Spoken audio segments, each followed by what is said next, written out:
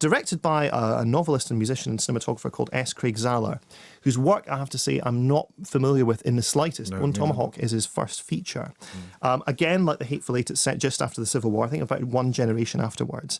And it begins with this Indian burial ground being accidentally desecrated by two bandits. And, you know, if you've seen the Amityville Horror and The Shining and Pet Sematary, you know that the one thing you do not want to do is desecrate an Indian burial ground. One of the bandits is attacked by this shadowy figure, and the other one escapes to this little town called Brighthope, which has a population of, I think, about 250, a very kind of a small frontier town that's presided over by Sheriff Hunt, who's played by Kurt Russell. Now, this bandit is shot and arrested and taken off to the county jail, where he has the bullet extracted by Samantha O'Dwyer, who's played by Lily Simmons. She's the doctor's assistant and the wife of Patrick Wilson's character, who comes into it later. During the night, the savages that this bandit had trespassed onto his land, they come to town and abduct both him and the doctor's assistant, Mrs. O'Dwyer. And so Kurt Russell has to round up a posse in order to go and save these people from this fate. Now, we've got a clip here of them finding out a little bit more about the tribe that came in and did the kidnapping.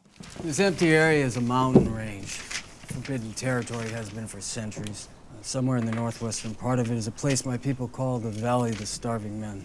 Troglodytes are said to live there. That's days from here. How many of them do you think there are?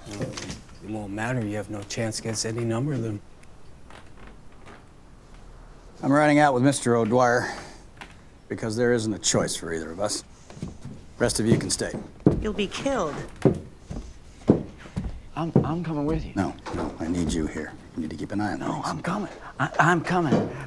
Nick's gone, and this is what the backup's for, to help an emergency, not stay back. I'm coming. All right, old man.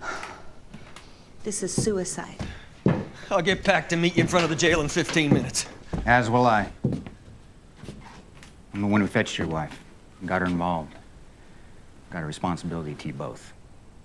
And I've killed more Indians than everyone here put together. Well, it's an ugly boast. It isn't a boast, but a fact.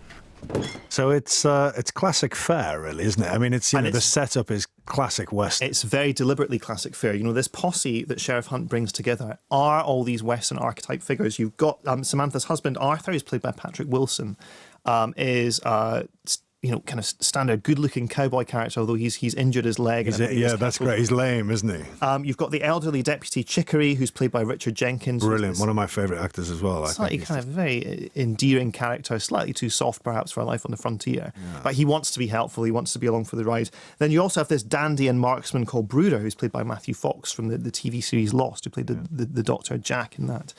So these four men together go out into the wilderness to try and bring back Mrs. O'Dwyer. And, you know, as I mentioned already, this is very much taking its cue from The Searchers. And the middle section of the film is this extended journey of these four men going across this landscape, which is just, I mean, threatening beyond belief. You know, the Revenant, the landscape in that looks very hostile but beautiful.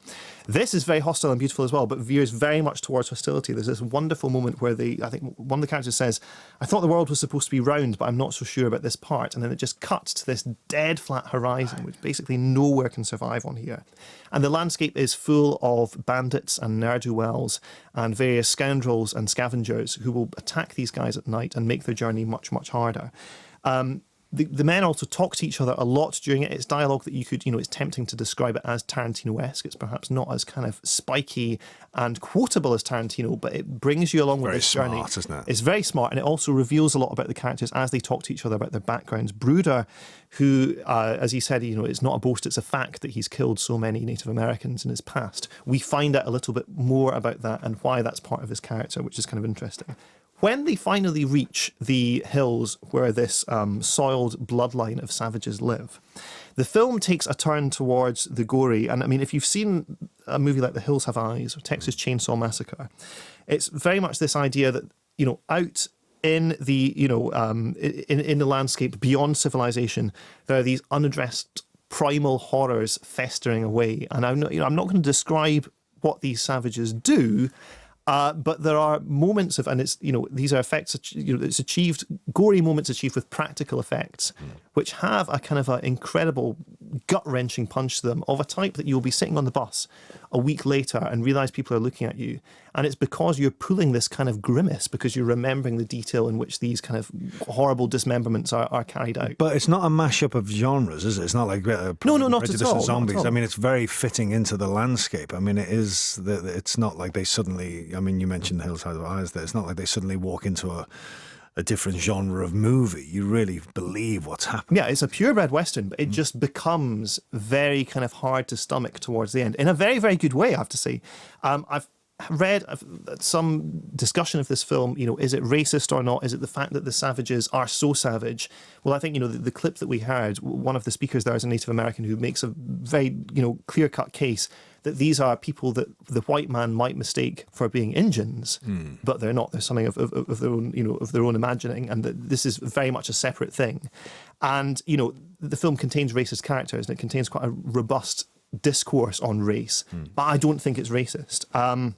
And Kurt Russell, I mean, he's always been there and thereabouts, hasn't he? But this year's been a real resurgence for him, hasn't there? There's been a real this and Hateful Eight. And yeah, well, I think he's cashing in a lot of chips. The Hateful Eight, a lot of that was parlayed out of his performance in The Thing. He's just one of these great guys who you believe could survive in the wilderness out on his own. And, it's just like a good genre movie. It is thrilling and it's funny and it's disturbing, but like a great genre movie, it's actually about something, and you feel as if you're being told something, difficult, hard to reconcile truths about Western attitudes towards the wilderness and towards civilizing savages that are, really sort of worthwhile. And it has every bit as much of, thought and intricacy to it as an art movie like The Revenant. There's a lot of thought and intricacy in this. There's a great moment where the Samantha, who's kidnapped, says to Kurt Russell's character, this is why frontier life is so difficult. It's not the Indians, it's not the elements, it's the idiots. And she's talking about this kind of, manifest destiny. We will go out and we will take what we think belongs to us.